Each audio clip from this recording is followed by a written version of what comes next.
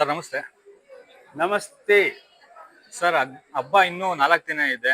Already ಹಬ್ಬದ ವಾತಾವರಣ ಶುರು ಆಗಿದೆ. ಇದಕ್ಕೆ ಕಾರಣ? ನೀನು, ನಿನ್ನಂಥವ್ರು ಎಲ್ಲರೂ, ನಾನು ಕೂಡ. ಹಾ. ಸರ್ ಇವತ್ತಿನ ವಿಶೇಷತೆ ಏನು? ಏನೇನಿದೆ special? ಇವತ್ತಿನ ಇದು 2ನೇ ದಿನ, ಹಾ. ನಾಗತಿಹಳ್ಳಿ ಸಂಸ್ಕೃತಿ ಹಬ್ಬದ 2ನೇ ದಿನ. ಮೊದಲ ದಿನ ವಿಜ್ಞಾನದ ದಿನ ಇತ್ತು, ತುಂಬಾ ಚೆನ್ನಾಗಿತ್ತು. ನಮ್ಮ ಹಳ್ಳಿ ಮಕ್ಕಳೆಲ್ಲ ತಾರಾಲಯಕ್ಕೆ ಹೋಗಿದ್ವಿ. ಅಲ್ಲಿ ಸೂರ್ಯ, ಚಂದ್ರ, ಭೂಮಿ, ನಕ್ಷತ್ರಗಳು ಈ ಬಗ್ಗೆ ಸೌರ ವ್ಯೂಹದ ಬಗ್ಗೆ ಅದೇನು? ತುಂಬಾ ಚೆನ್ನಾಗಿತ್ತು. ನಾನು ಅವ್ರ ಜೊತೆ ಕೂತ್ಕೊಂಡು, ನೀವು ಹೋಗಿದ್ರ ಸರ್? ಪ್ಲಾನಿಟೋರಿಯಂ ನಲ್ಲಿ ಅವ್ರ ಜೊತೆ ಇದ್ದು, ನೀವು ಕೂಡ ಮಕ್ಕಳಾಗಿ ಮಕ್ಕಳಾಗಿ, ಯಾಕಂದ್ರೆ ನಾವೆಲ್ಲ ಸ್ಕೂಲ್ ಡೇಸ್ಗಳಲ್ಲಿ ಹೋಗ್ತಿದ್ವಲ್ಲ, ಅದು ನೆನಪಾಗ್ತಾ ಇತ್ತು. ಸ್ಕೂಲ್ ಡೇಸ್ ಅಲ್ಲಿ ಒಬ್ರು ಡಾಕ್ಟರ್ ಗುರುಪ್ರಸಾದ್ ಅಂತ ತುಂಬಾ ಹೆಲ್ಪ್ ಮಾಡಿದ್ರು ನಮ್ಗೆ. ಇಲ್ಲಿಂದ ಟೀಚರ್ಸ್ ಬಂದಿದ್ರು, ಸೈನ್ಸ್ ಟೀಚರ್ ಮತ್ತೆ ಹೆಡ್ ಮಾಸ್ಟರ್ ಎಲ್ಲ ಬಂದಿದ್ರು. ಎಷ್ಟು ಮಕ್ಕಳುಗಳು ಹೋಗಿದ್ರಿ ನೀವು? 60 ಇರ್ಬೇಕು, 65-60 ಮಕ್ಕಳು. ತುಂಬಾ ಚೆನ್ನಾಗಿತ್ತು. ಯಾಕಂದ್ರೆ ಮಕ್ಕಳಿಗೆ ವಿಜ್ಞಾನದ ಮನೋಭಾವ ಬೆಳಿಬೇಕು. ಹೌದು. ಮೂಢನಂಬಿಕೆಗಳು ಹೋಗ್ಬೇಕು. ವಿಜ್ಞಾನ ತಿಳಿದಷ್ಟು ಮೌಢ್ಯ ಹೋಗುತ್ತೆ. ನಮ್ಮ ಜನರು ಮಕ್ಕಳ ಮೇಲೆ ಮೌಢ್ಯನ ಹೇರ್ತಾರೆ, ಮೂಢನಂಬಿಕೆಗಳನ್ನ. ಹೌದು. ಅಂತ ಕಡೆ ಹೋಗಾಗ ಅವ್ರಿಗೆ ಗೊತ್ತಾಗುತ್ತೆ ವಿಜ್ಞಾನಕ್ಕೆ ಶಕ್ತಿ ಇದೆ, ಇದೆಷ್ಟು ಸತ್ಯ ದರ್ಶನ ಮಾಡಿಸುತ್ತೆ ಅನ್ನುವಂಥದ್ದು. ಇಡೀ ದಿನ ಕಳೆದ್ವಿ ನೆನೆ, ತುಂಬಾ ಚೆನ್ನಾಗಿತ್ತು.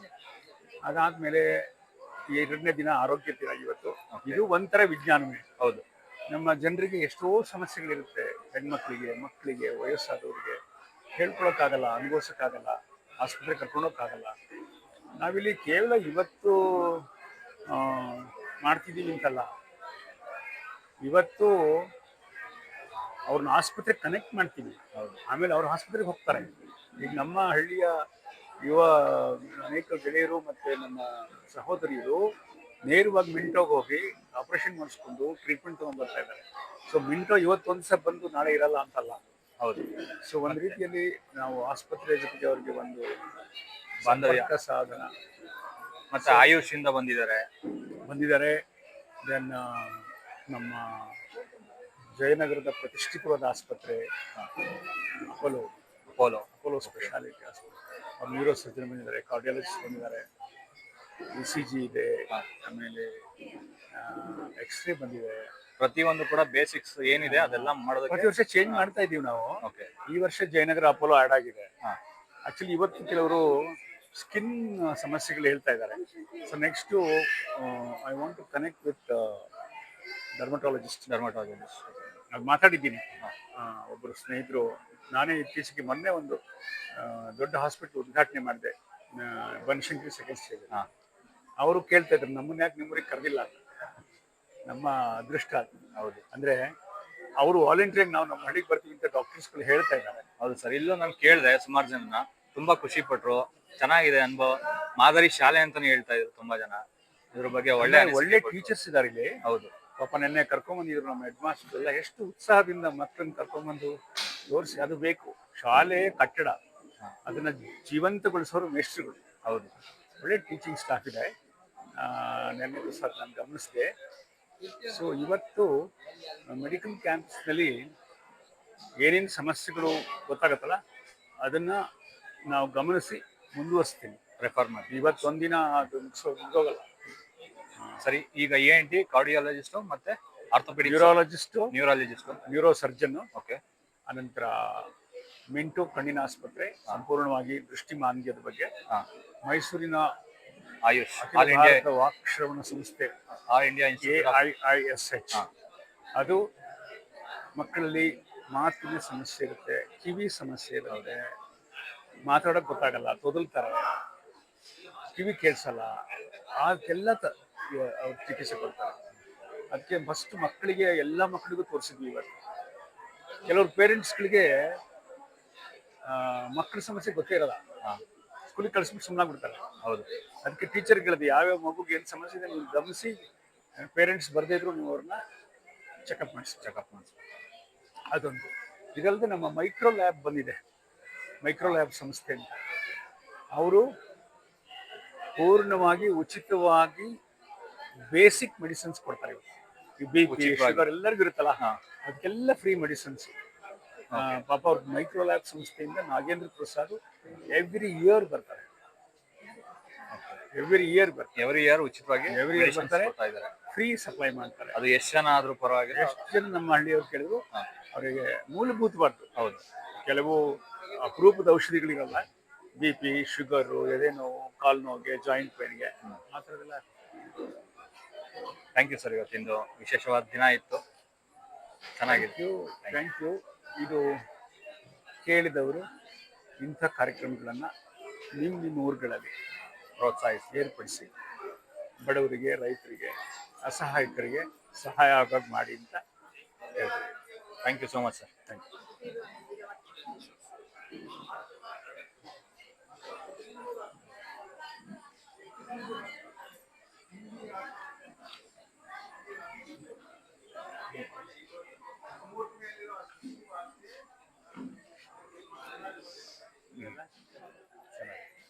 ನಾನು ಗೊತ್ತಾಯ್ತು ಸರ್, ನಿನ್ನೆಲ್ಲ ಮಾಡ್ತಾರೆ ನೈಟ್ 2 ಗಂಟೆ ಚೆನ್ನಾಗಿದೆ. ಕಳಿಸಿದೆ ತಗೊಂಡ್ರೆ ಪ್ರಾಪರ್ಟಿ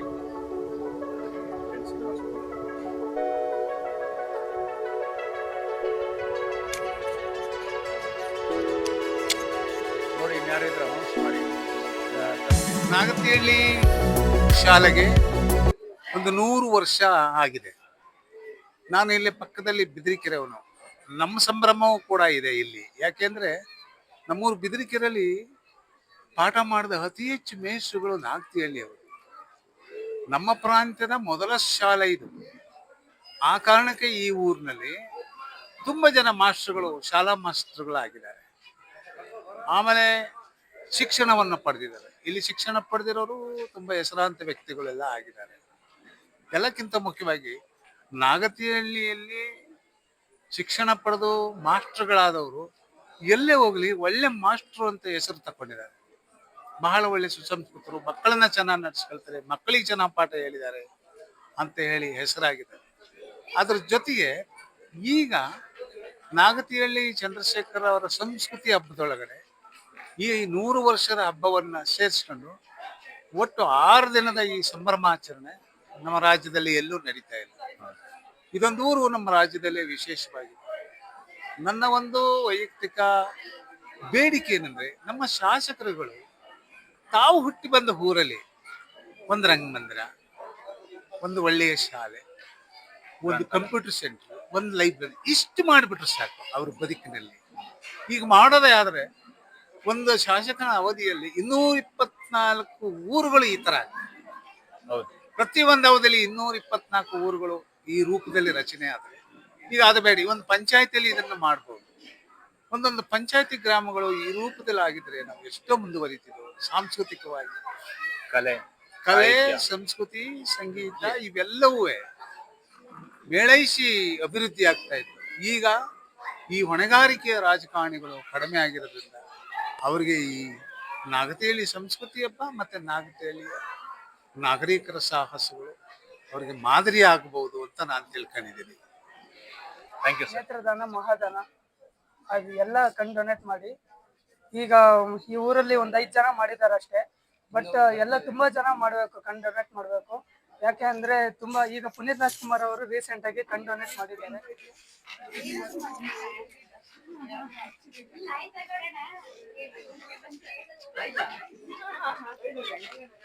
ಹಾಯ್ ಮೇಡಮ್, ಬನ್ನಿ ಮೇಡಮ್. ಹಾಯ್, ನಿಮ್ಮ ಹೆಸರು? ನನ್ನ ಹೆಸರು ಡಾಕ್ಟರ್ ಲಿಖಿತಾ ಅಂತ. ಓಕೆ ಮೇಡಮ್, ನನ್ನ ಹೆಸರು ಡಾಕ್ಟರ್ ರಾಜೇಶ್ವರಿ. ಎಲ್ಲಿಂದ ಬಂದಿರೋದು? ನಾವು ಮಿಂಟೋ ಕಣ್ಣಾಸ್ಪತ್ರೆಯಿಂದ ಬಂದಿರೋದು. ಓಕೆ. ನಾವು- ಪ್ರಾಪರ್ ನಿಮ್ಮ ನೇಟಿವ್?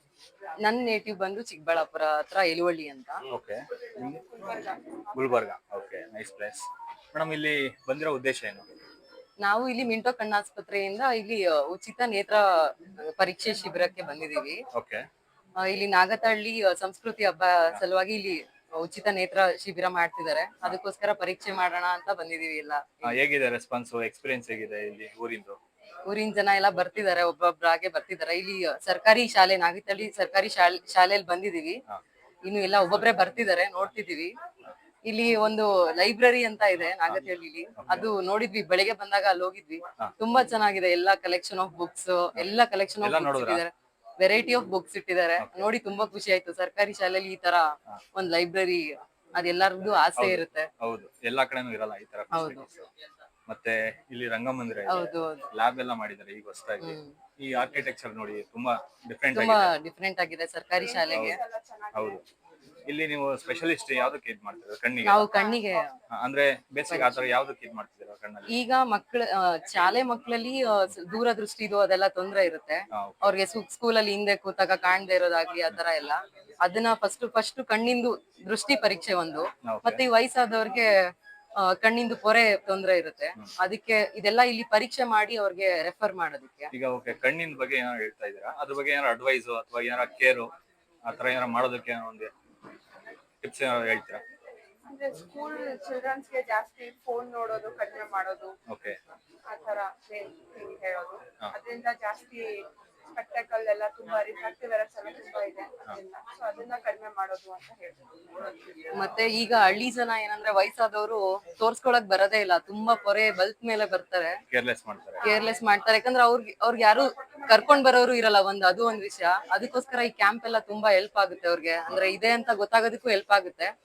ಸೊ ಪೊರೆ ಇದೆ ಅಂತ ಗೊತ್ತಾದ್ರೆ ಅಟ್ಲೀಸ್ಟ್ ಅವ್ರು ಬಂದು ಕ್ಯಾಂಪ್ ಅಲ್ಲೆಲ್ಲ ಪರೀಕ್ಷೆ ಮಾಡ್ಕೊಂಡು ಆಪರೇಷನ್ ಮಾಡ್ಕೋಬಹುದು. ಸೊ ಅರ್ಲಿ ಪೊರೆ ಬಂದಾಗ ಬಂದ್ರೆ ಒಳ್ಳೇದಾಗುತ್ತೆ. ಓಕೆ ಮೇಡಮ್, ತುಂಬಾ ಥ್ಯಾಂಕ್ಸ್. ಫಂಕ್ಷನ್ ಇದೆ, ಎಲ್ಲ ನೋಡ್ಕೊಂಡು ಹೋಗ್ಬೇಕು ದಯವಿಟ್ಟು.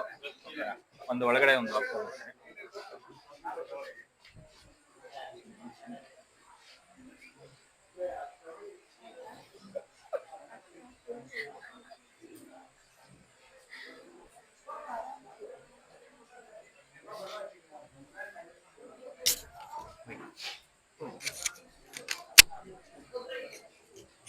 ಕಣ್ಣಿಂದ ತೊಂದ್ರೆ ಏನಾಗಿದೆ? ಯಾವಾಗಿಂದ? ಮಂಜ್ ಕಾಣ್ತಾ ಇದೆ. ಬಿಪಿ ಶುಗರ್ ಏನಾದ್ರು ಇದೆಯಾ? ಎಷ್ಟು ವರ್ಷದಿಂದ ಮಾತ್ರೆ ತಗೊಂತಿದ್ದೀರಾ? ಬರುತ್ತೆ ನಿಮ್ಮಿಂದ ಒಬ್ರಿಗೆ ಕಣ್ ಬರುತ್ತೆ, ಹೆಲ್ಪ್ ಆಗುತ್ತೆ. ಜೀವನ ಪೂರ್ತಿ ಅವರು ಪ್ರಪಂಚ ನೋಡ್ಬೋದು. ಹೌದು. ನಾಗೇಶ್ ಅಂತ. ನಾನು ನಾಗತಿಹಳ್ಳಿ ಗ್ರಾಮದವನು. ಇಲ್ಲಿ ಈ ಶಾಲೆಯಲ್ಲೇ ಓದಿ ನಾನು ಹೈಸ್ಕೂಲ್ ಹೆಡ್ ಮಾಸ್ಟರ್ ಆಗಿ ನಿವೃತ್ತಿ ಹೊಂದಿರ್ತೇನೆ. ನಾನು ಇಲ್ಲೇ ವಾಸ ಮಾಡ್ತಾ ಇದ್ದೀನಿ. ನನ್ನ ನಿವೃತ್ತಿ 3 ವರ್ಷ ಆಗಿದೆ. ನಾವು ಇದೇ ಶಾಲೆಯಲ್ಲಿ 1967ನೇ ಇಸ್ವಿಯಲ್ಲಿ 1ನೇ ತರಗತಿಯಿಂದ 1973ವರೆಗೂ ನಾನು 7ನೇ ತರಗತಿ ಇದೇ ಸ್ಕೂಲ್ನಲ್ಲಿ ಓದಿದೆ. ನಮಗೆ ಹಿಂದೆ ಅಲ್ಲೊಂದು ಹಳೆ ಸ್ಕೂಲ್ ಇತ್ತು. ಆ ಕಡೆ ಹಳೆ ಸ್ಕೂಲ್ನಲ್ಲಿ 1ರಿಂದ 4ನೇ ತರಗತಿ ಶಾಲೆಗಳ ತರಗತಿಗಳು ನಡೀತಾ ಇದ್ದು. ಇಲ್ಲಿ ನಮಗೆ 5ರಿಂದ 6ನೇ ತರಗತಿವರೆಗೂ 7ನೇ ತರಗತಿವರೆಗೂ ಸಹ ಇಲ್ಲಿ ನಮಗೆ ಅನುಭವ ಆಗಿತ್ತು, ಆಗಿನ ಕಾಲದ ಅನುಭವ ನಡೀತಾ ಇತ್ತು. ಆಗ ಈ ಒಂದು ಸ್ಥಳೀಯವಾಗಿ ಯಾವುದೇ ರೀತಿಯಾದ ಖಾಸಗಿ ಶಾಲೆಗಳು ಇಲ್ಲದೆ ಇದ್ರಿಂದ ಇಲ್ಲಿ ಮಕ್ಕಳು ಸಂಖ್ಯೆ 200ಕ್ಕೂ ಹೆಚ್ಚು ಮಕ್ಕಳು ಇಲ್ಲಿ ಅಭ್ಯಾಸ ಮಾಡ್ತಾ ಇದ್ರು. ಆಗ ಎಲ್ಲ ನಾನು ಸಾಮಾನ್ಯವಾಗಿ ಶಿಕ್ಷಕರ ಕೊರತೆ ಇರಲಿಲ್ಲ. ಆಗ ಎಲ್ಲಾ ಸಬ್ಜೆಕ್ಟ್ ಸಂಬಂಧಪಟ್ಟಾಗೆ ಶಿಕ್ಷಕರು ಇದ್ರು. ತುಂಬಾ ಪರಿಣಾಮಕಾರಿ ಬೋಧನೆಯನ್ನ ಮಾಡ್ತಾ ಇದ್ರು. ನಾನೊಂದು ಕೇಳಿದೆ, ಈ ನಾಗತಿಹಳ್ಳಿ ಊರಿನಲ್ಲಿ ಮಂಡ್ಯ ಡಿಸ್ಟ್ರಿಕ್ಟ್ ನ ಹೈಯೆಸ್ಟ್ ಶಿಕ್ಷಕರು ಬಂದಿರೋದು ಈ ಹಳ್ಳಿಲಿ ಅಂತ. ಹೌದೌದು.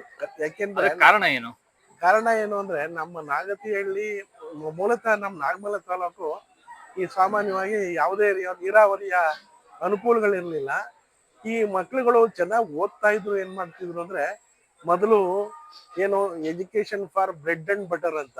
ಈ ಕಾರಣ ಏನಪ್ಪಾ ಅಂದ್ರೆ ಏನಾದ್ರೂ ಓದಿ ಒಂದು ಕೆಲಸಕ್ಕೆ ಸೇರ್ಕೊಂಡ್ರೆ ಆ ಒಂದು ಆರ್ಥಿಕವಾದ ಸುಧಾರಣೆ ಆಗ್ತದಲ್ಲ, ಆ ದೃಷ್ಟಿಯಿಂದ ಏನ್ ಮಾಡ್ತಿದ್ರು ನಮ್ಮ ಊರುಗಳಲ್ಲಿ SSLC ಪಾಸ್ ಆದ ತಕ್ಷಣನೇ TCH ಗೆ ಅವ್ರನ್ನ ಸೇರಿಸ್ಬಿಟ್ಟು ಅವರು ಬೇಗ ಉದ್ಯೋಗ ಪಡ್ಕೊಂಡ್ರೆ ಮನೇಲಿರ್ತಕ್ಕಂಥ ಮಕ್ಳುಗಳು ಅಂದ್ರೆ ಅಣ್ಣ ತಮ್ಮ들 ಆಗ್ಬೋದು, ಅವ್ರ ಚಿಕ್ಕಪ್ಪ ದೊಡ್ಡಪ್ಪರು ಎಲ್ಲ ಸಾಮಾನ್ಯವಾಗಿ ಆಗಿದ್ದೆಲ್ಲ ಅವಿಭಕ್ತ ಕುಟುಂಬಗಳೇ ಜಾಸ್ತಿ ಇದ್ದಿದ್ದು. ಒಂದು ಕುಟುಂಬದಲ್ಲಿ ಸಾಮಾನ್ಯ 7ರಿಂದ 8 ಜನ ಮತ್ತು 12 ಜನದವರೆಗೂ ಮಕ್ಕಳು ಇರೋರು.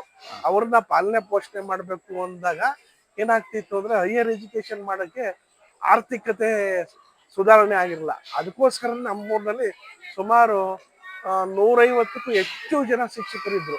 ಕಾರಣ ಅದೇ ಸರ್. ನಮ್ಮೂರಿಗೆ, ನಾನು ಇದೇ ಊರಿನ ಮಗ ಆಗಿರೋದ್ರಿಂದ ನನಗನ್ಸಿದ್ದು ಈ ಊರಿಗೆ ಕಲೆ, ಸಾಹಿತ್ಯ ಮತ್ತು ವಿದ್ಯೆಗೆ ವಿಶೇಷವಾದ ಸ್ಥಾನ ಇದೆ ಅಂತ ಅನ್ಸಿದೆ ನನಗೆ. ಅದಕ್ಕೆ ಈ ಊರಿನ ಒಂದು ನೇಚರ್ ಕಾರಣನ ಏನು, ಯಾವ ತರ?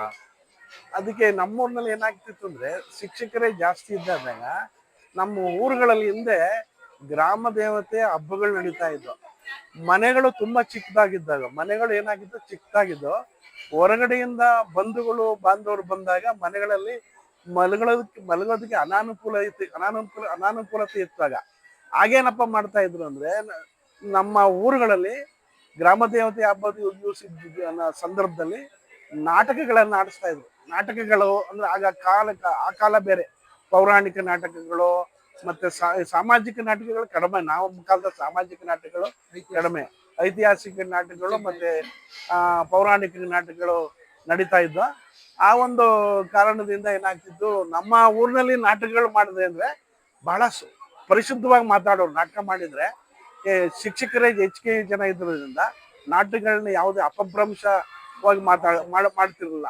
ಆ ಭಾಷೆನ ಬಹಳ ಸ್ಪಷ್ಟವಾಗಿ ಮಾತಾಡಿ ನಾಟಕಗಳು ಬಂದು ಬೇರೆ ಊರಿಂದ ಬಂದು ಇಲ್ಲಿ ನಾಟಕಗಳನ್ನ ವೀಕ್ಷಣೆ ಮಾಡೋರು. ನಾಟಕ ಬಹಳ ಸೊಗಸಾಗಿ ಮೂಡಿ ಬರೋದು. ಅದಕ್ಕೋಸ್ಕರ ಇಲ್ಲಿ ಪ್ರಶಂಸೆ ಇತ್ತು. ಎಚ್ ಎಮ ನಾಯಕ ಅಂತ ಆ ಕಾಲದಲ್ಲೇ ಒಂದು ನಾಟಕವನ್ನು ಮಾಡಿದ್ರು. ಮತ್ತೆ ಕುರುಕ್ಷೇತ್ರ, ಹೀಗೆ ವಿವಿಧ ರೀತಿಯ ನಾಟಕವನ್ನು ಮಾಡಿ ಆಮೇಲೆ